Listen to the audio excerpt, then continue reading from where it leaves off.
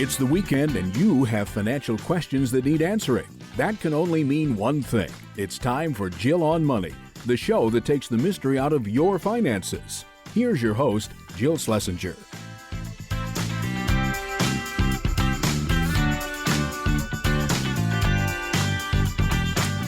Welcome to Jill on Money. Hooray! It's another football weekend bonanza. I know it's not a sports show. It's a financial show. I don't care. Who doesn't get into this? I love it. I love these weekends. Mark just said that this weekend and last weekend, two best weekends for football. He may be right. This is the program that actually takes the mystery out of your financial life. I'm Jill Schlesinger. I'm joined by Mark Talercio, who's the best executive producer in the universe. And we are both certified financial planners, and we are both committed to trying to figure out how to help you become smarter, better, more efficient with your money. Jill on Money is brought to you by Facet Wealth. Now, this is kind of a cool organization, fairly new, not brand new, but this is an organization that provides financial advice with CFP professionals. And that's cool since Mark and I are both CFPs. Facet Wealth charges a flat fee for comprehensive financial planning, and it's based on the services that best suit your needs. So you should check them out. FacetWealth.com. That's the website, Facet Wealth. They are the sponsors of the Jill on Money show. If you have a financial question, we'd love to hear from you. You have to just email us. Email us at askjill@jillonmoney.com. Askjill@jillonmoney.com. And if you're brave, join us. Join us on the air. You can join us where we are broadcasting right here from the Capital One Bank virtual studios. You can come on board with us. Capital One Bank virtual studios. Capital One, this is banking reimagined. What's in your wallet? Well, Mark, it has been an insane time in this country, and we are not a political broadcast. We are a personal finance, but also general finance and business. But I think I would be remiss in not mentioning that it seems kind of insane when we are broadcasting and talking about markets and money without saying that it's been a little bit strange to see the resilience of investors amid all of the bad news. It's really remarkable, isn't it? Because in some respects, you would think that in light of all that's going on, there would be a broad, horrible sell-off, and we haven't seen that yet. Maybe we'll get there, but I guess that this is all about how investors view the world through a much longer time horizon and have gotten better at maybe judging what is a transitory risk versus a longer-term risk. So we'll have to see. Good news is you don't actually have to make those decisions. You don't have to try to time the market. I want to put it out there as an observation more than anything else. Now, if you would like to join us here on the program, all you have to do is send us an email. You can ask us a question no matter what, but we'd love to hear your voice. We want to bring more of your voices on the air. Our email address is askjill@jillonmoney.com, askjill@jillonmoney.com. And, if you want to come on, just send us your question and then say, hey, let me come on the show with you guys. Mark will do the rest. All right. So Jennifer writes, hi, Jill. I love your show and look forward to listening every morning. Hey, every morning. That means that Jennifer is a podcast listener. We drop a podcast every single day. Shorter, little bites of Jill and Mark. So if you want to sign up for that, just go to jillonmoney.com.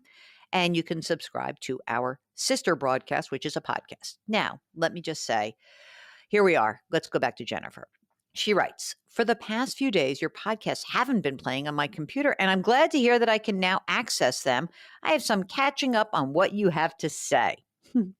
After working hard and saying no to many things for many years, my husband and I have finally paid off our house. Good for you. We drive old cars. We live humbly.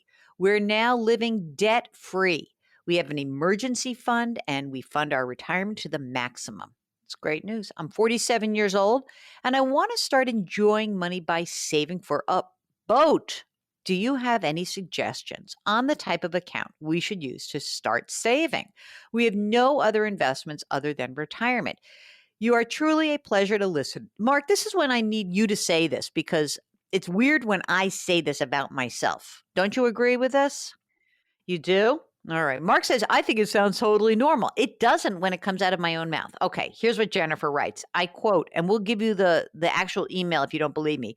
She writes, you are truly a pleasure to listen to and get my day off to a great start. Thank you so much for all you do. You are a ray of sunshine, Jennifer. Mark might take issue with that ray of sunshine comment, but that said, okay, if you're saving money for a boat or a car or anything that you need, any money you need within the next 12 months, it's easy. You know what you do? You use a boring savings account. You could also potentially use a high yield savings account, a money market account. But really, if you know you're going to need this money in the near term, and near term, how do we determine what near term is? It's within 12 months. You've got to keep it liquid. Okay. All right. Brittany writes, hi, Jill. Love your show. I'm trying to come up with a financial plan and I'm struggling. My husband is a dentist with a ton of student loan debt and has been fortunate to buy in as a partner in smaller percentages in a few different dental practices. That's weird. A few different ones. Interesting. Okay.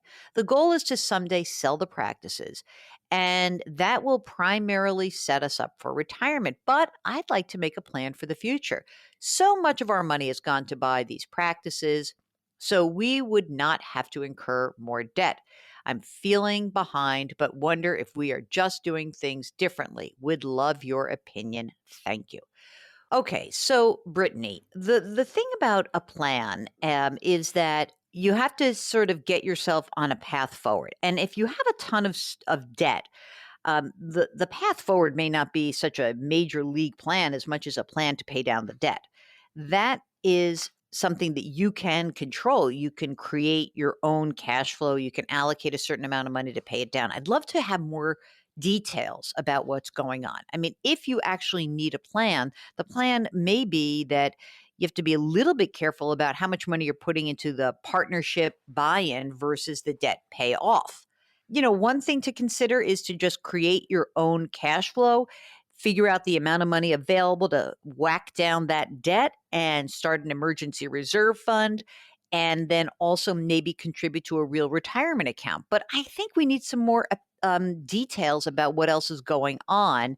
And of course, you could consult lots of resources online and maybe even check out our sponsor, Facet Wealth, because they allow you to work with your own dedicated CFP professional and create a plan for a flat fee. Now, I don't know if you need that or not. I'm just saying it's important to at least consider it. So let's try that out as in terms of where you go next. Okay.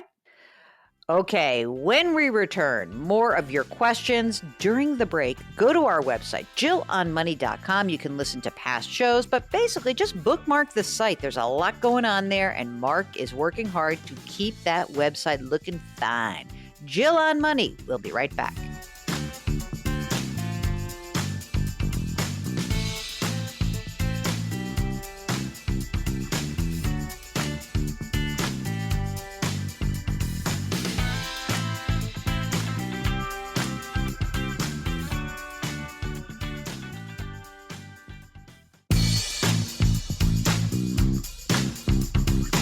Welcome back to Jill on Money, where Jill Schlesinger takes the mystery out of your finances. You're back. It's Jill on Money, and we are so happy that you're joining us. I mean, this is a good way for you to kind of work out the kinks of it's like stretching before you really think hard about anything, just a little light stretch before you start the hard work of thinking about football this weekend. Okay, I'm just kidding. This is the program that does attempt to take the mystery out of your financial life. And we do that by having you send us your questions. What questions do we want to hear about? Anything that is remotely financial, anything with a dollar sign. So just send us an email, askjill@jillonmoney.com, and tell us if you'd like to join us on the air live. That is what Rachel did. Rachel's on the line from Colorado. Hi, Rachel. What can we do for you? Well, Jill, I'm asking for some advice. I met with a financial planner recently whose services were provided to me for free through my employer. And he recommended some financial products that I'm not very comfortable with or I'm not understanding very well. And I wanted to get your opinion. I don't want to miss out on something that is a good idea for me, but I'm not sure that these complicated products are a good idea. My theory on life is the more complicated it is, the less I'm interested in it. That's kind of about like relationships and products. So, Rachel, tell us a little bit about your life. Well, I'm 54 years old. I would like to be ready to retire at 60. I don't know for sure if I will, but I'd like to know that I have the option. I'm single, never married, no children, no dependents. I make $109,000 a year. I don't have any debt except my mortgage, which I'll have paid off by the time I'm 60. I have a pension that includes employer-sponsored health coverage. So it's great. It's great. I've always considered that the conservative fixed income part of my portfolio. And so all of the other money I have in retirement accounts or in non-qualified accounts is in the stock market. Rachel, let me just ask a quick question. The pension, tell me a little bit about that. When are you entitled to that? At retirement? Do you have to wait till a certain age and number of years of service? How does it work? It's 60 years or 30 years of service. And so when I get to 60, I should have 29 years. And what's the pension amount if you take that when you're 60 years old? It'll be about $63,000 a year. Whoa. That's huge. Is that amount of money enough to support you as you kind of read through the tea leaves of your current cash flow? I think it is. I'm anticipating my monthly expenses to be around $3,500, and that's building an extra for things I might want to do in retirement. So just depending on what taxes are like at that point. But it's pretty close. It'll be close. Yeah. Okay, great. That's fantastic. So I love how you just framed that the decision-making process on the pension versus the rest of the money you have invested, that you look at the pension as fixed income, because it really is. I mean, you're absolutely right. So the rest of the money that you have saved, you said, is all in stock market investments. Is that right? Right. Okay, tell me about what else is out there. What are the other investments that you've made? I have of course, the numbers all seem inflated right this minute because of the stock market bull run lately, but I have about $400,000 in a Roth IRA, about $300,000 in a Roth 403B. I have $185,000 in a traditional 403B and about $50,000 in a rollover IRA. I have about a little over $1 million in non-retirement investment accounts. Okay, so my number one reaction is it's a miracle that someone hasn't snapped you up with that financial balance sheet. It's a beautiful one. If we ever launch the Jill on Money dating site, I would say, objectively speaking, you're a catch girl. So this is amazing. I mean, really, the amount of money you have saved is terrific. Quickly, almost $2 million that's set aside. Fantastic. You said the house is going to be paid off. You've got the pension. So we don't have to worry about anything in your future. So what on earth could someone be proposing for you, considering you're in such amazing shape as is? Well, his argument is that I need to take some money off the table and play defense, not just play offense. You know, I've heard that before, and I understand that it's rare to have that much in the stock market. So I guess I kind of have two questions embedded in this question. One is it reasonable to think about the pension as my conservative part of my portfolio, and that's enough diversification that everything else can be in the stock market? He proposed a single premium fixed index deferred annuity, which is too much of a mouthful already. And then universal life insurance or index universal life. He gave me several different products and showed me a whole lot of numbers and charts. And there was a lot of sales talk that had guaranteed no downside in it, which makes me suspicious right off the bat. Rachel, you have a fantastic BS meter in your belly.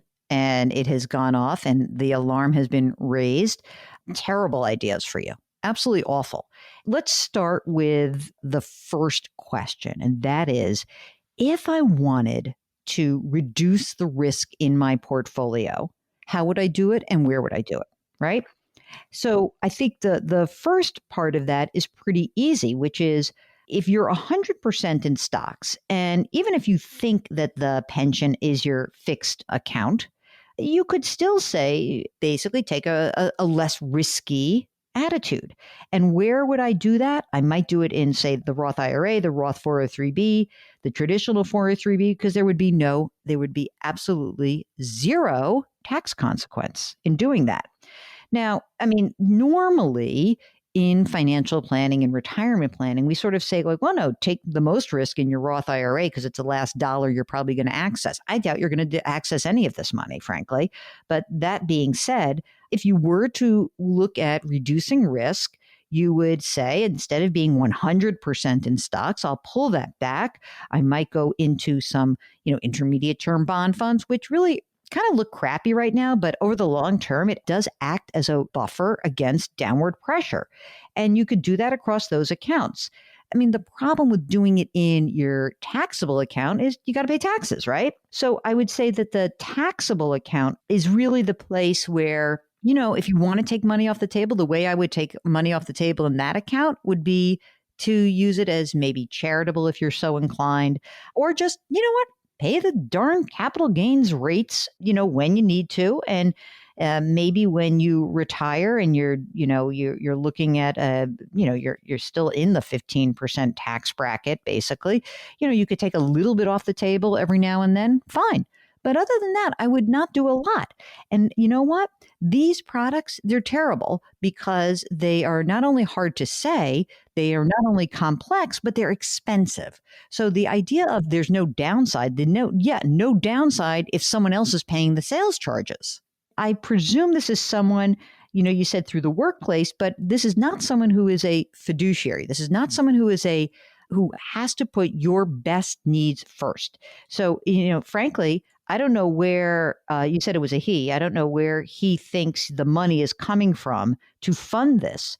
But if he is suggesting to take a whole bunch of money out of your investment account, pay the tax, and then roll it into something that's going to have another complex tax hit later in your life, then that's really a doubly bad idea. If he's suggesting it for your Roth IRA, if that's the case, then it could not be a worse decision to put it into that kind of a product. He said he was a fiduciary because I asked that question. I can't believe it. I cannot believe. Okay, if he is, then boy, that is some stretch of the imagination to think about using one of these products. Honestly, run the other way. You have done a fantastic job on your own. There is no place for this kind of product in your life. You are doing a beautiful job. And you know what? If you want to reduce some of the risk, sure, that's fine. You don't need him or some crazy product that's really expensive. It's frankly, I almost feel like I want to call your employer and say, stop having people talk to this dude, because that's just not right. It isn't. And so I think you're in fantastic shape. Your BS meter was on target. So you've done a terrific job and you don't need these products. All right, we'll get back to more of your questions in just a minute. Hey, you know what you can do during the break? Remember I told you to bookmark the Jill on Money website? Well, go onto that website and sign up for our free weekly newsletter. It's free.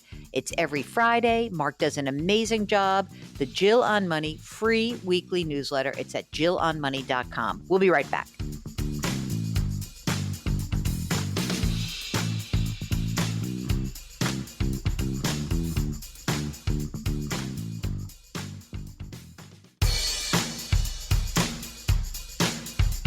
Follow Jill on Twitter and Instagram for more personal finance content. Just use the handle @JillOnMoney. Now, back to the show.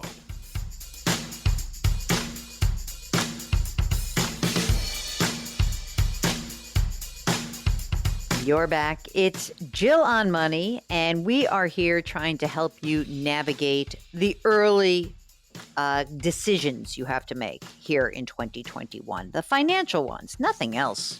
I don't want to be held responsible to anything else right now. Although next hour we might help you get a little spring in your step when it comes to some other area of your life. That's a tease, you guys. It's a tease about the next hour. We're going to have a great guest. Anyway, if you've got a financial question, we'd love to hear from you. Our email address is askjill@jillonmoney.com. And if you're on our website, if you're on jillonmoney.com, all you have to do is hit the contact button. That's very easy, and we'll get that same note from you. Let us know if you'd like to join us on the air. We really want that to be part of the show a little bit more. We used to have callers. Remember callers, Mark? It's so weird. It's just changed so dramatically. Do we still have an 800 number, Mark? People used to like totally drunk dial us. They used to leave us messages after they got wasted. So Mark stopped checking that anyway. Anyway, if you'd like to join us, send us a note. Let us know. We would love that. And while you're at it, if you can't get enough of us, please download, subscribe to our daily podcast. It's called Jill on Money. Very slim episodes, 10, 12 minutes, very easy to consume. So check it out. If you don't know how to get a podcast, well, come on. It's time to learn. This is something you can do to stretch your brain. Get somebody who you know in your life who can help you. Okay. All right. Now, this is from Sarah, who writes, big fan and daily listener. Thank you so much for your advice and guidance, which has helped me get better control of my finances and made me excited to achieve my financial goals. How great. I'm a 31-year-old scientist, single, no kids, excited for your dating website. Okay, this is a joke because I think we really need to start a dating website, Mark. Why don't you do that in your free time? Stop taking care of your kid. All right? All right. Sarah needs our help, and so do others.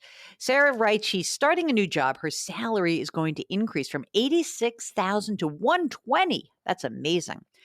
So I'm hoping that you can advise on whether I should focus on paying off student loans or saving for retirement, or maybe balancing both. I feel like I'm behind on both. I was unable to save for retirement when I got my PhD. I did pay off some student loans. Okay, here's the numbers.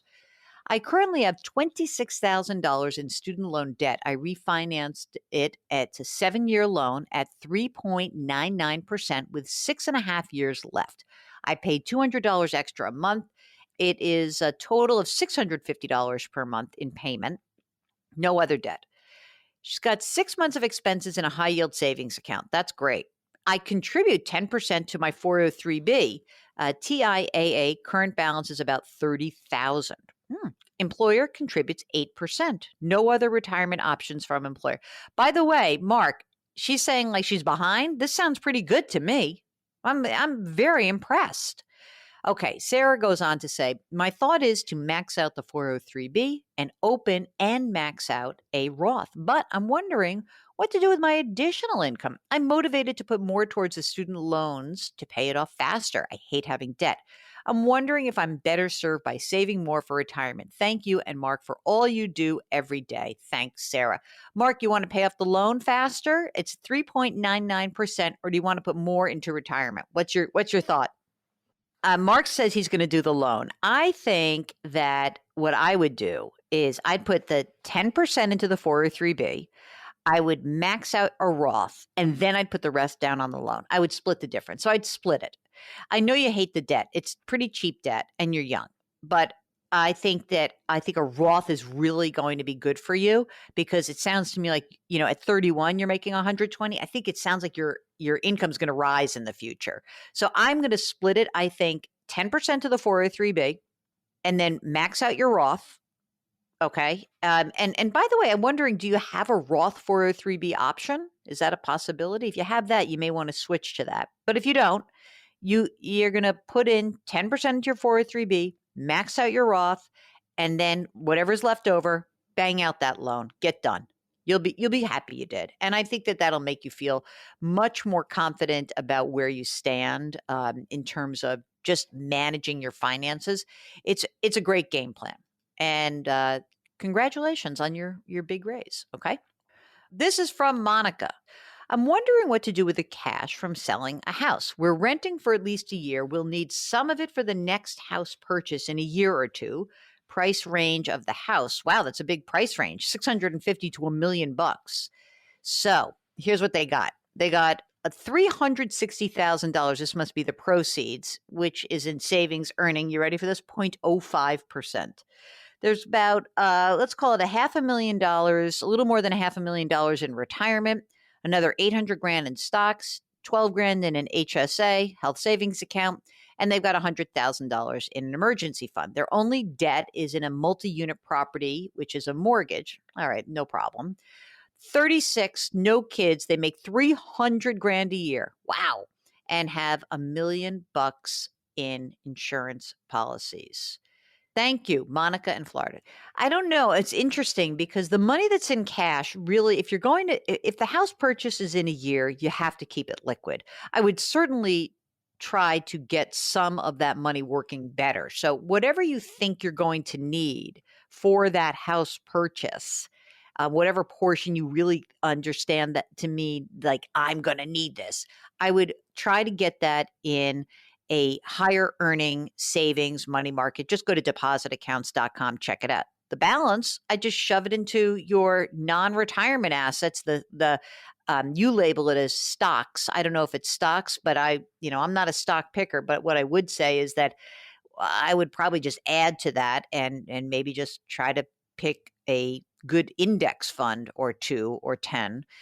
No, just 2, probably 2, 3, 4, and round out your allocation. That's what I would do. But whatever money, this is I think that what we really are hearing in these comments is, if you think you need your money sooner rather than later, within 12 months, you've got to keep that liquid. And frankly, even if it's within 2 years, I probably would keep that liquid too.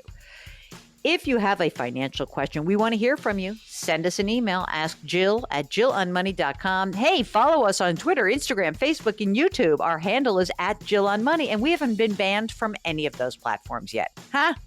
We'll be right back.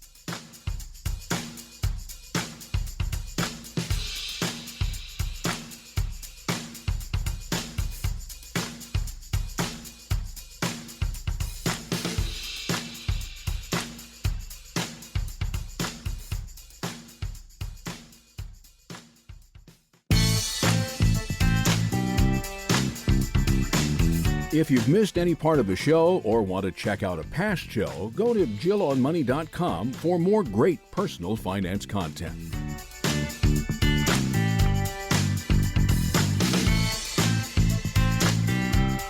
You're back. It's Jill on Money. If you've got a question about anything financial, economic, tax, anything at all, give us a holler. Our email address is askjill@jillonmoney.com. Askjill@jillonmoney.com. So easy. Don't forget to tell us if you'd like to join us on the air. We really want to hear your voices. Virginia did not want to come on the air, but we're going to tell you what Virginia has to say. Dear Jill and Mark, I love your show. I'm writing for my mom, who is 62 and will be 63 next month, and she is considering retirement. We're trying to determine whether she's able to retire or whether she should wait. Given that I've been the main advisor for her finances for the past 15 years, I'd like to get your input. 17 years ago, when my parents divorced, she had $32,000 in her thrift savings plan. She's a federal employee. She currently makes about $120,000 a year. Now, back then, she considered this $32,000, the amount that amount was really good. And at the same time, I panicked and I realized she hadn't started saving for retirement. I started reading books and I consulted with her to change her contribution level to 15%. At the time, she made about $60,000. And this was a significant chunk, but she committed to it. And our goal was to hit $500,000 by retirement age. Another significant factor, that my sister's 3 kids live with my mom and she largely supports them. Okay, she fully supports them. My mom enjoys having them with her and they are age 10, 12, and 15. Okay, so here's what she's got right now. How about this? Right on target. Thrift savings plan, $485 grand. Roth IRA, $26,000. And also, she's got non-retirement accounts. E-Trade, a brokerage account with 10 grand. Vanguard, a brokerage account with 14 grand, savings account 20,000. Okay. She has an employer pension, about $22,000 a year, and former spouse pension portion, about $16,000 a year. She's received since the divorce in 2002. Okay. Liabilities, a car loan, and her expenses are about $5,000 a month. And she gets Social Security. She gave me the different benefit, the benefit amounts at different ages. Can she retire at the end of 2021?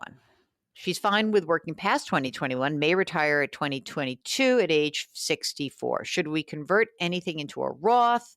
Contributions to the Roth? When does she does retire? What's the recommendation withdrawing the money? We love your show. Okay. First of all, keep working. So, no, she should not retire at age 63. If anything, 64. Okay. It's so interesting. So thankfully, you gave me some numbers that I can really explain to people why this is so important. Her Social Security benefit at her full retirement age, which is 66 and 8 months, is $2,692. Now, it's about $500 more than her Social Security age at 60 benefit at 64. $500 a month guaranteed. I can't explain how important it is, if possible, to keep working if she is okay with that, and to wait to claim Social Security until her full retirement age. The haircut you get on claiming early is just really onerous. I don't understand. I really don't understand why people want to do this. I guess if you hate work, that's fine. It's great that she's got $500,000. It's a great goal. It's amazing she reached that goal. Good for you. Good for her for doing it. But I guess what's interesting here is that, her pension will increase the longer she works. I guess the spouse, the ex's pension, that's static. If you look at the numbers, 22 that she'll receive on her own, and that gives her about, let's say with her exes, 38,000 total in pension. That's taxable, and I wouldn't mind just having that amount increase. And then if you wait to claim Social Security, she's golden. It's fantastic. So the longer she waits, the better it is. So could she retire at the end of 2021? Yeah, I'm sure she could. Is it better at 2022? Yes. Is it even better waiting to her full retirement age? Yes, that's the best. I wouldn't convert any of the money into the Roth right now. She doesn't have enough money to pay the taxes that are due. Should we make contributions into her Roth IRA? I mean, look, what I would do is really look at, if she's thinking about retiring early, then I might use the Roth IRA, or I might just pay the tax due and put it into her non-retirement savings. In terms of when she retires, the recommendation about when to withdraw money is all about accessing the money that is in these retirement accounts in a smart way. You leave the Roth money to last. It depends how much money she'll have. The non-retirement accounts may not be enough to actually put her at risk in terms of liquidity. So I wouldn't necessarily tap those. If you build them up, yes, that's fine. I hope that helps. That's a lot of information I gave you in one short segment. If you need more information, you want to follow up, please do so. You're listening to Jill on Money. If you have a financial question, we'd love to have you give us a shout. Ask Jill at jillonmoney.com. Hey, during the break, go on over to the website to jillonmoney.com and check it out. We'll be right back.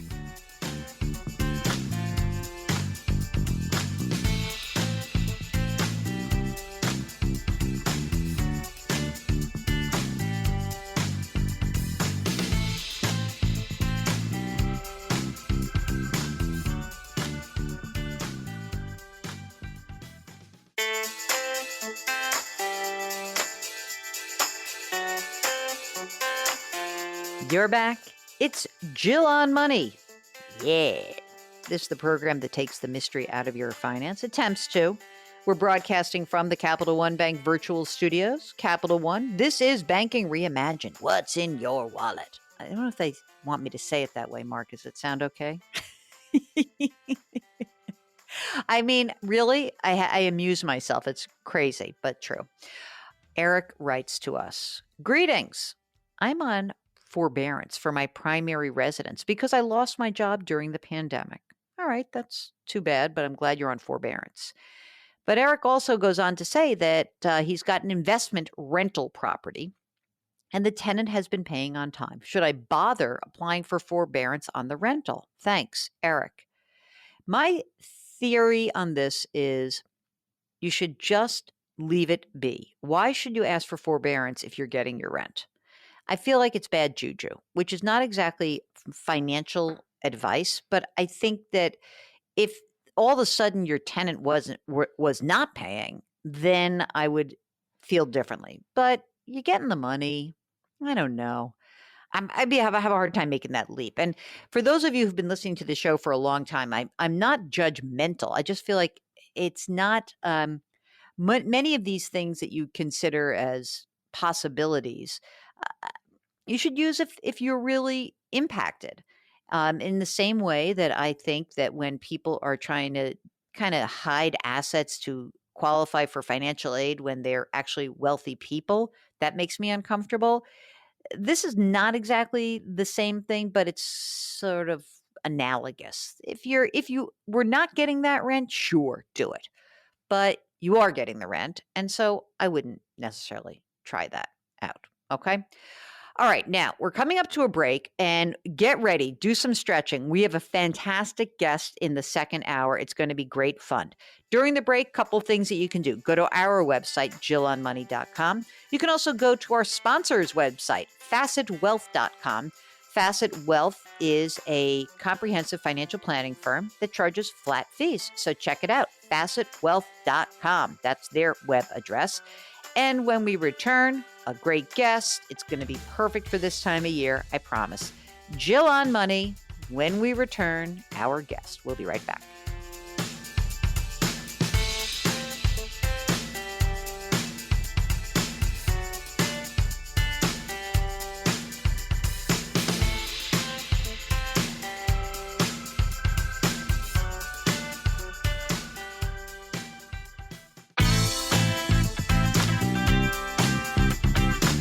It's the weekend, and that can only mean one thing. You're listening to Jill on Money, the show that takes the mystery out of your finances.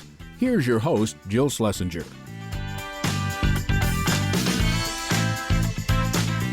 You're back. It's Jill on Money. And this is going to be a great hour of content. I'm just telling you right now. It may not seem like an exact fit. This is a finance show. This is about your personal finances. And when we have guests on, those guests can range from economists to accountants to financial advisors, all those things. The people that really you would say, oh, that makes sense. Well, sometimes I just like to interview people who I know and people who are inspiring. And sometimes I think it's worth having a different kind of a voice talking about a career and the zigs and zags of a career. And that's why I am so happy that today we have an old friend of mine who's coming on the air. Now, when I say old friend, we're not like best buddies, but we have a relationship. It's almost a 2-decade-old relationship.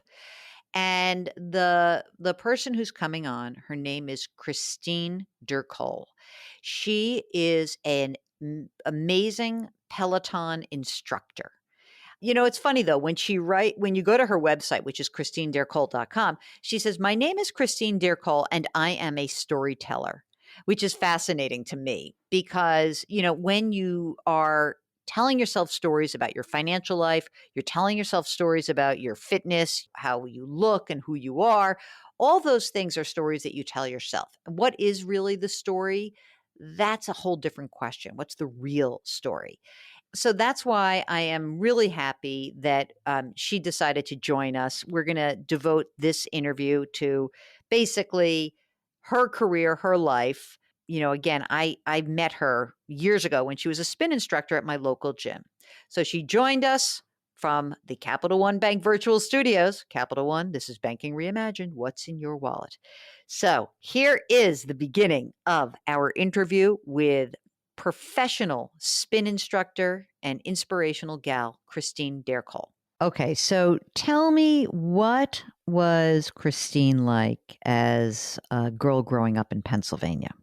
Oh gosh, Christine couldn't sit still. I wanted to be a dancer. I was inspired by the ballet, and after I saw the first performance, I think it was the Nutcracker for sure. I remember just sitting there on the edge of my seat watching the Arabian Queen and being so wrapped up in not just the beautiful movement, but the storytelling that was happening, that I was understanding the story through movement. And that really, I couldn't identify it as that at age 5. It was just really pretty. But it got me right in my guts. And so my early life in Pennsylvania was dance classes, art classes, clarinet lessons, marching band, parents driving me everywhere, completely supporting anything that I dreamed of. I got very, very much into dance, so much so that when I discovered why they wouldn't put me in any of the performances where the costume had a short tutu, was because I was bigger than the other girls. Specifically, my thighs were like twice the size, at least from the perspective that they made me think. Because I recently visited my mom in Maine and dug out lots of old photographs. And I'm like, I was not that much bigger than the other girls. I mean, I definitely was bigger, but it's just profound how the world of ballet, the world of dance, can really change how you see yourself and really create that dysmorphia. So what happened? Did you decide to give up dancing? Well, it's kind of still a long, ongoing journey. When I quit dancing, I went to acting, and I auditioned for the Performing Arts High School in Philadelphia. And I thought, acting is the way. You can act at any size, any age, any shape. And so this is perfect. And I still get to be on stage, and I still get to storytell, potentially stories that are inspiring and stories that have the capacity to change how someone thinks about themselves and their life. So then I go to that high school, then I get into Carnegie Mellon, and I think, okay, this is it. I know I'm on the right path. If I got into this school, I am definitely doing what I've meant to be doing with my life, which I have to say, from a young age, I always knew what I wanted to do. And I wanted to do it wholeheartedly and completely passionately. So I go to Carnegie, and during my time there, I saw an audition sheet, a review sheet of my audition, and it said a lot of nice things about my monologues. But then there was a note that said, "She's a little heavy in the thigh."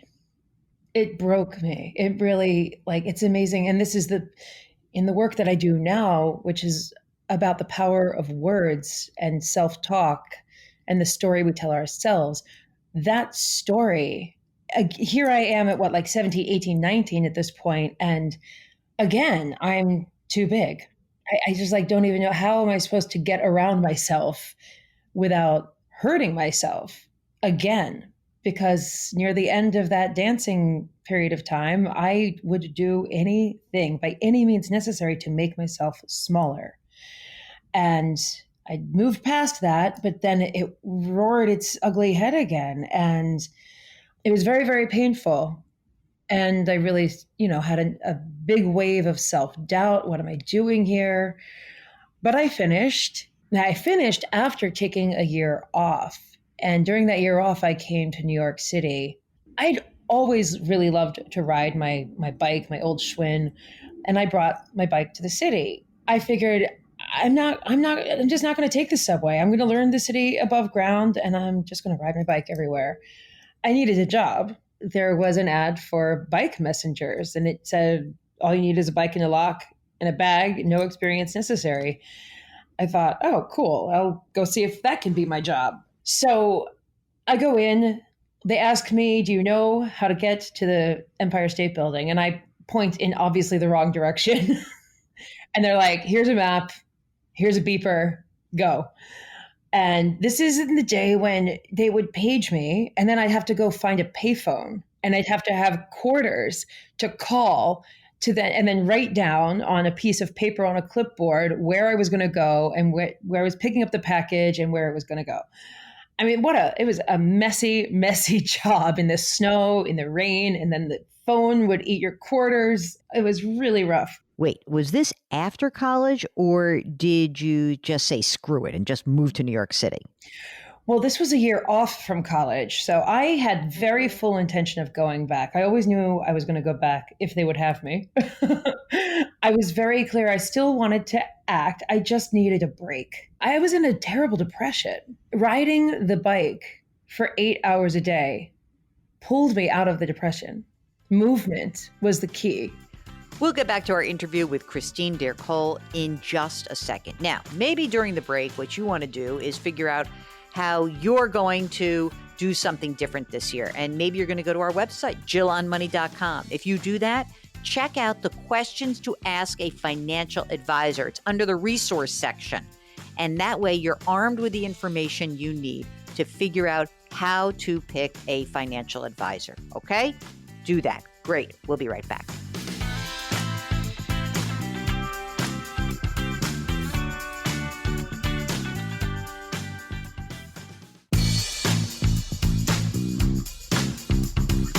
Welcome back to Jill on Money, where Jill Schlesinger takes the mystery out of your finances. You're back. It's Jill on Money. And this hour, we are talking to a really inspirational guest. Her name is Christine Dercole. She is an instructor at Peloton, the awesome bike company where I have a Peloton. I'm in the tank for Peloton. Love Peloton. But I also have a Schwinn bicycle. Mark knows I have one of each. Okay, so Christine has had a fascinating journey in her career, and that's why I love having these kinds of stories and guests who we can really get down and dirty with, like what were the decisions you made? How did you find yourself in a certain place? And not always is it so planned out. I know my career hasn't been planned out. So here is more of our interview with Christine Dercole. So you're in New York City, you're a bike messenger. Are you still pursuing acting? Yes. I got an agent right away. I was very, very proud of that I immediately had an agent. And so I'm auditioning, but I'm auditioning between runs as a messenger. So I'm wearing a skirt or a dress folded up under my jacket over my bike shorts. And I would lock up my bike. I would hop into an audition. And sadly, though, you had to wait a lot. And I ended up being very, very late with a lot of packages. It was always, quote unquote, getting a flat. They're like, where are you? I got a flat when I was actually at a Shakespeare audition. So I'd run up, like try to get the grease out from under my nails, put on some lipstick in an elevator, take off my helmet, shove it in the bag, go whip out some Lady Macbeth, get back on the bike and finish delivering the package. I was trying to find a way to make it work, but I couldn't get cast. I don't know. I'm a bad auditioner. I didn't look the part. Here's the thing. I never played my age. I always played like the Lady Macbeth or the Ranievskaya or the older character, the Grande Dame or the diva. And at 23, you're the ingenue. And if you don't look like the ingenue, then you're not going to get cast. So I went back to my agent and I said, I'm really not sure what I'm doing wrong. And they said, you might not get cast for 10 years, but you keep at it. I said, what? I have things to do. And at the same time, I had become very close with a bunch of messengers, some of whom were cyclists who raced. And, at the end of many of these days of messengering, we would ride home, a bunch of us through Central Park, and somebody would say sprint and we would go. And I won a lot of those sprints. And they said, you really should think about racing. And one of them rode a fixed gear bike, which is what we race on the velodrome. And he let me try it. And something completely changed inside of me the first time I got on that kind of bike. It's a completely different experience because you cannot coast.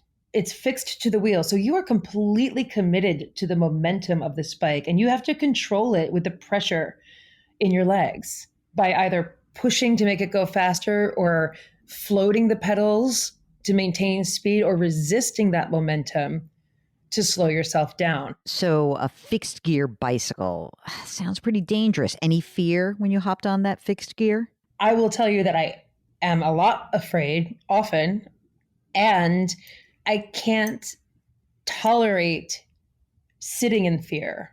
Facing that fear, conquering that fear is the only antidote.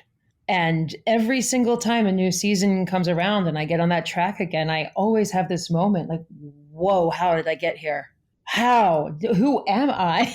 Like, what am I doing? This is nuts. And I love it. It's like an itch. I have to scratch it and get over it. Okay, let's fast forward. When did you start your life at Peloton? I came to Peloton after having teaching. Oh my gosh, I don't even know the math anymore, how many years I've been teaching at that point, and several different places. In 2014, in the fall, I think I was the, don't quote me, 8th, 9th, 10th instructor. Peloton had just opened the studio on 23rd Street in Chelsea in May of 2014. You were an extremely successful spin instructor in New York City. What made you take the leap to Peloton? Well, I actually needed a change from where I had been working previously. It was a little bit of a forced fit. And I just knew I needed something different. And I was looking around 2 years earlier, while in Montauk, walking my dog on the beach. I met this woman walking her dog. She used to take my class where I used to teach then. And she sent me a Facebook message saying that her son was working on a new cycling studio and that I should go audition. And at the time in 2012, I was like, I'm not moving anywhere. I'm good. I'm set. 2014 comes and I'm like, I need a change. Let me revisit that conversation. And I reached out and I researched, and I had friends who had the Peloton very early on. The first thing I thought, I took Jen Sherman's class and I said, this is really interesting, but I don't know if I want my classes recorded. Like, what if I say something wrong and I don't want my butt in the mirror? Like, those were my first thoughts. But then I looked past that and I got some conversations and I got to talk to John Foley, and I really advocated for myself. I saw that there was such a range of teaching styles that Peloton was not trying to create one style of instructor and make like McDonald's. Like, there's one thing, you know what you're getting, and everybody does the same thing. They allowed all of these different voices and all of these different personalities and ways of inspiring, because everybody's affected by something different. They allowed all of these different voices to coexist. And I thought, I think there's room for me here. They didn't have someone at that time who was a cyclist. And I had a background, as you know, of teaching cycling for so long. And I was a master instructor for Schwinn. And I had traveled through the United States and Brazil teaching teachers how to teach. And I thought, and with my racing background, I thought, I think I have a lot to offer you. And they said, okay, yeah, the rest is history. Here I am. Tell me about your first Peloton class and how that went for you. Just tell us that story. The first class was this staged class that was like my audition class. I actually brought people who had been taking my classes over previous years. I brought them with me and filled the studio. Funny, I played this song you've heard me play 1,000 times in class, of those Japanese koto drums. Yes. And it was during that song, I think, I don't know, early 2000s, where I played those koto drums, and spontaneously, as the finisher to the class, I had said, and now I want you to turn that resistance up until you think you can't handle it. And tell yourself, I am, I can, I will, I do. Go. The first time that happened, which was a completely spontaneous thing, the room just erupted. And after class and days after class and weeks after class, people will continue to come up to me and stop me and say, those words, I can't get that out of my head. That is changing how I'm thinking. And that is your mantra. I know that many people have mantras and, other instructors have mantras. This became your calling card to some extent, right? Absolutely. This class at Peloton was very, very planned. And I put that song in there and I used my sort of theatrically staged cue. It was one of those classes where it was planned and yet it was spontaneous. It was organic and authentic. It felt a little bit magical.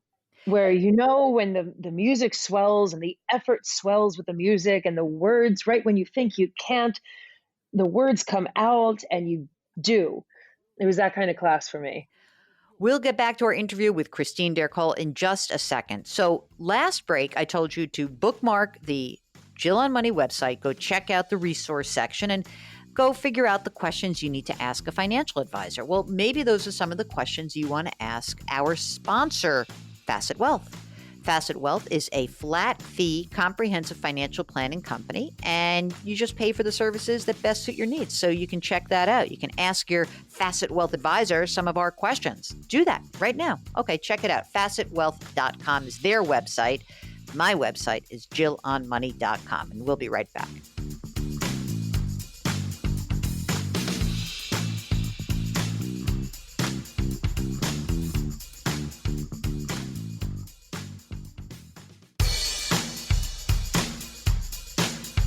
Follow Jill on Twitter and Instagram for more personal finance content. Just use the handle @JillOnMoney. Now, back to the show. You're back. It's Jill on Money, and we are in the middle of an interview with Christine Dercole. Now, when I describe her, it's funny. I talk about her as a Peloton instructor. She also has a different business, a totally different business called WORDSHOP. And she's also a professional cyclist. She's a track cycler. So overall, she's a pretty interesting gal. Check it out. Here's more of our interview with Christine Dercole. And you built another business out of this. This is WORDSHOP, right? Right. Talk a little bit about that. My ex is a golf professional and teaches children. And she was using I am, I can, I will, I do. She took that and was inspiring the kids with it. And she said, I want you to come in and do something with these words with the kids to show them what it really means. And that's how I created WORDSHOP. So I sat with these kids. There was 4 groups. There was like 7 to 10-year-old, 11 to 13, all the way up to 17 years old in 4 separate little groups. And I sat with them and I gave them each a little notebook with a sticker that said, I am, I can, I will, I do on the front. And I told them a little story about wanting to be a ballerina, being too big to be a ballerina, and then discovering bicycles. And that when I started winning bike races, I realized I was built for something. What are you built for? And then went into, how do you finish these sentences? I am, I can, I will, I do. And had them fill out, take 1 minute with each of those sentences, write as many things as you can, whether it's angry or happy or sad or scared, write down everything, and then go back and look at what we wrote and then edit it so that you have 4 little sentences. It's about economy of speech to get to the root of the truth, to identify where you are, your I am, identify what you can do about it, think possibility, what you will do about it. You're making a declaration to set you on your trajectory. And your I do is having arrived at that place where you want to be. Because the sentences you say when you've arrived at the place are very different than the sentences you say to yourself before the journey begins. I am, I can, I will, I do. That's one.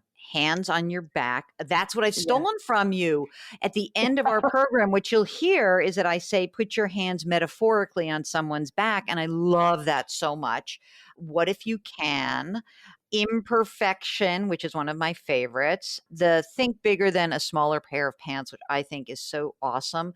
And also, I love the change your chatter. Look, this is a finance podcast, right?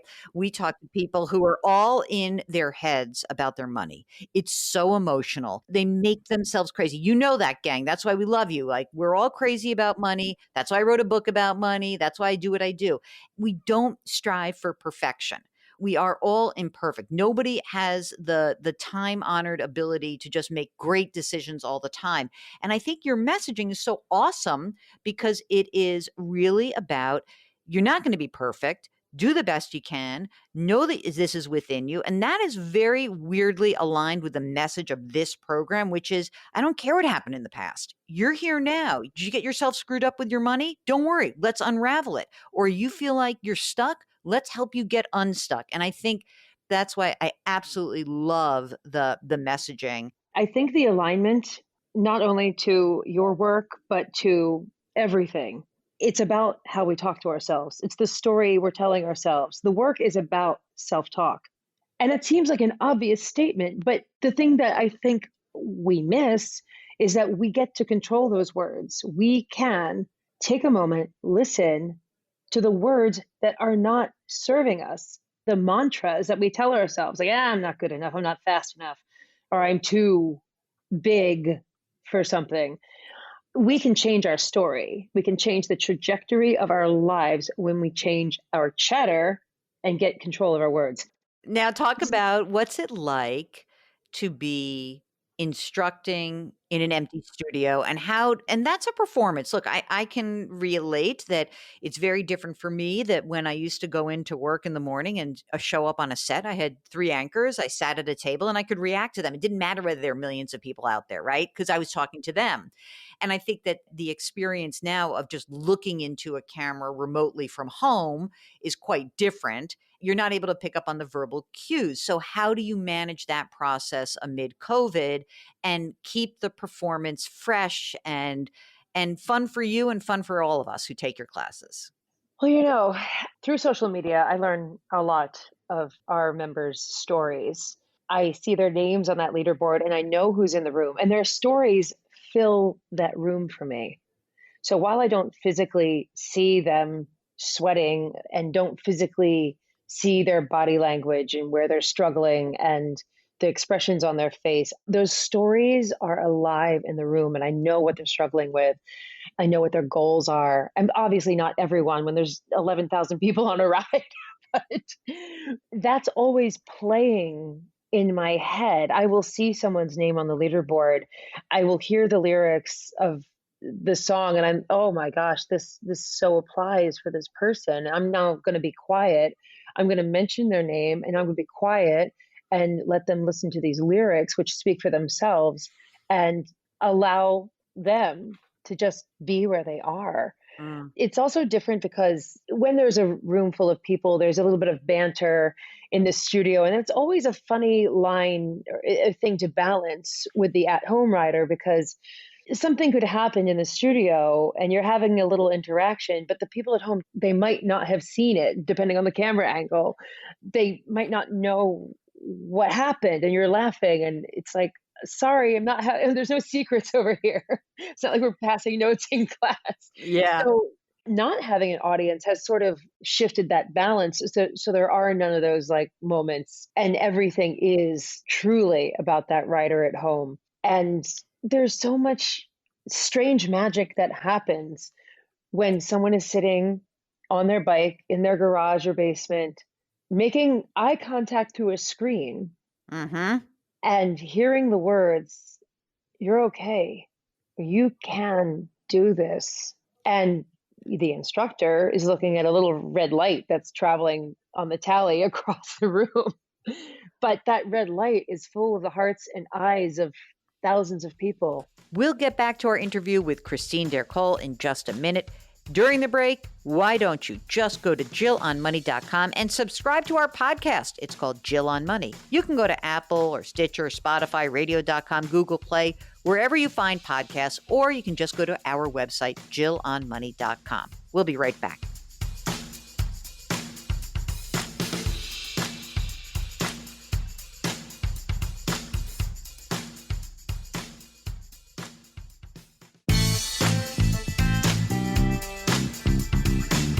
If you've missed any part of the show or want to check out a past show, go to JillOnMoney.com for more great personal finance content.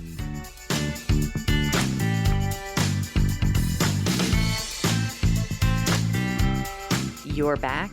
It's Jill on Money. And this is the program that tries to take the mystery out of your financial life, but also gives you some cool content, interesting guests that can maybe help you improve your life. Before we get back to our interview with Christine Dercole, who is inspirational in her own right. She is an instructor at Peloton. She is a gold medal winning track cyclist.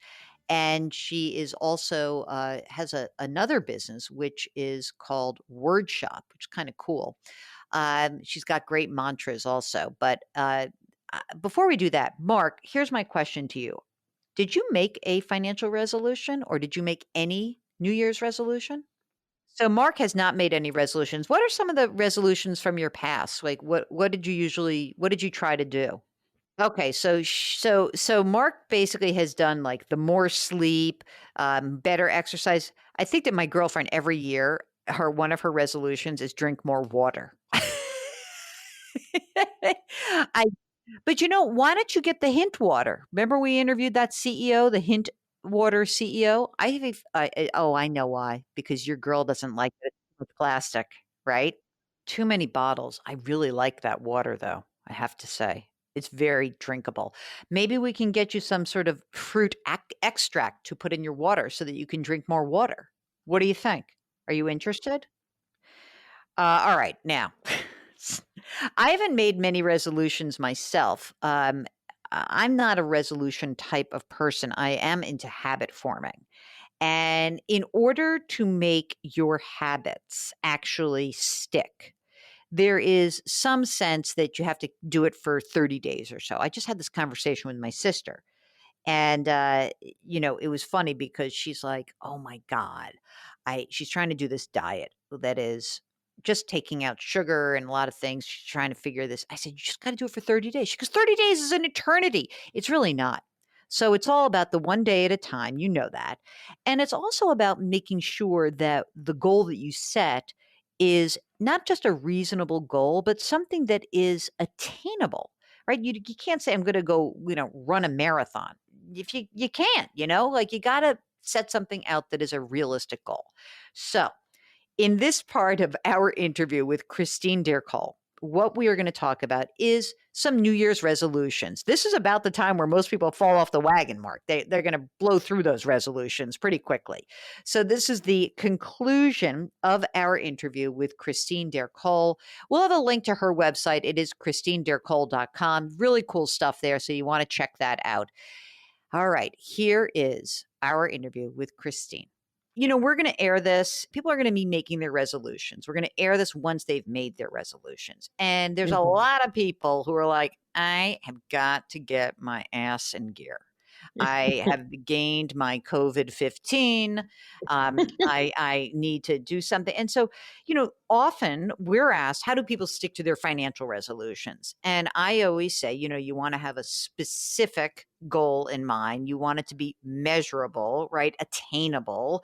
And so, how do you think people can keep this resolution of like either you have a Peloton or you're just going to walk? What is it about getting into this routine of working out and just being kinder to yourself? What do you suggest? Well, I think that the ritual of coming together into this community. See, that is the big thing about Peloton that makes it, I don't know if I would say easy, but easier to stay committed to self-care. Once you get involved and you see the hashtags on the leaderboard and you learn that there's a community out there of other people who are interested in whatever your niche interest is, that you find community. You show up for each other.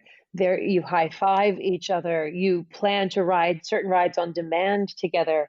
And it is so powerful to know someone's waiting for you to show up. So, Christine, as we finish up, I'm going to tell you what I say at the end of our show close. I'll thank you.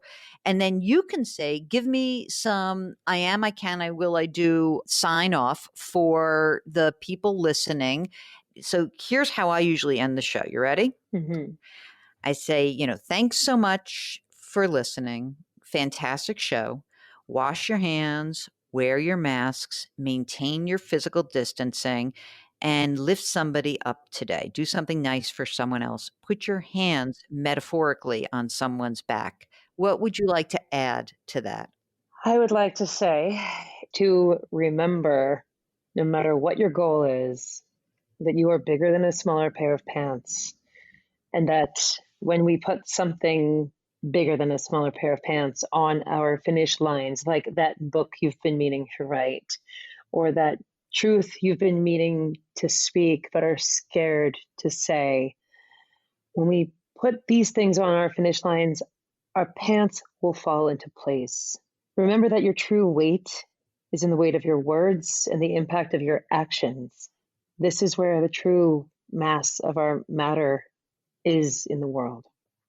Thanks so much to Christine Dercole for joining us. It was really a pleasure. If you're a Peloton user, go take her classes. I love them. And I'm a Power Zone girl. Let's just call myself out right there. I like the Power Zones. I like the metrics. Okay. When we return, let's finish the show up with one of your questions, maybe a couple. We'll see what I have time for. All right. Take this minute, take a breath, get ready to restart your resolution process. We'll be right back.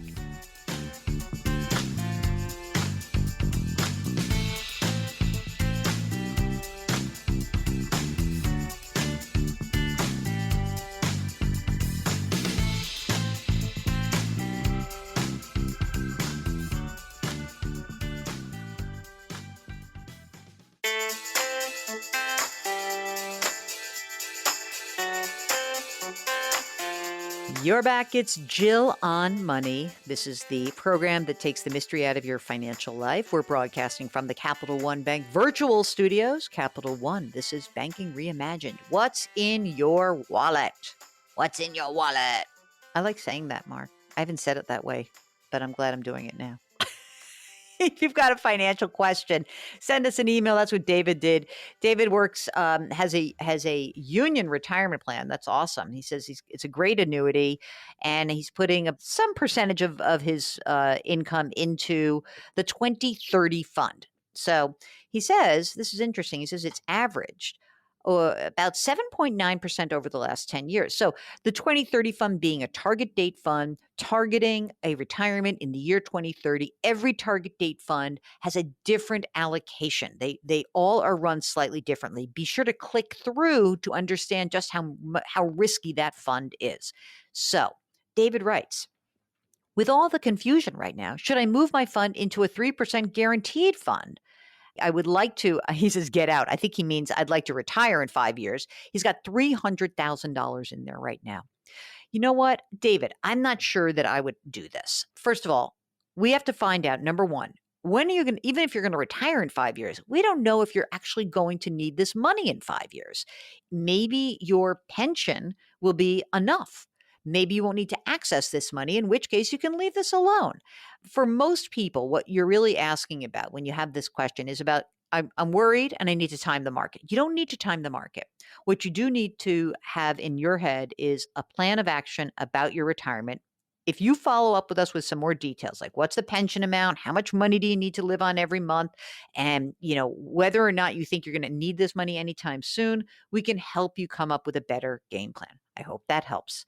Okay, gang, thanks so much for listening. It's been a great show as always. Thanks again to Christine Dercole, and thanks to our sponsor, Facet Wealth. They are doing the dirty work. They're doing the tough work. They're doing the comprehensive financial planning, not the asset management that is the sexy stuff. Check out facetwealth.com. And if you have any questions, send them to us. Ask Jill at jillonmoney.com. We want to remind you to please wash your hands, to wear your masks, to maintain your physical distancing, and to please do something nice for someone else today. Thanks for listening. We'll talk to you next week.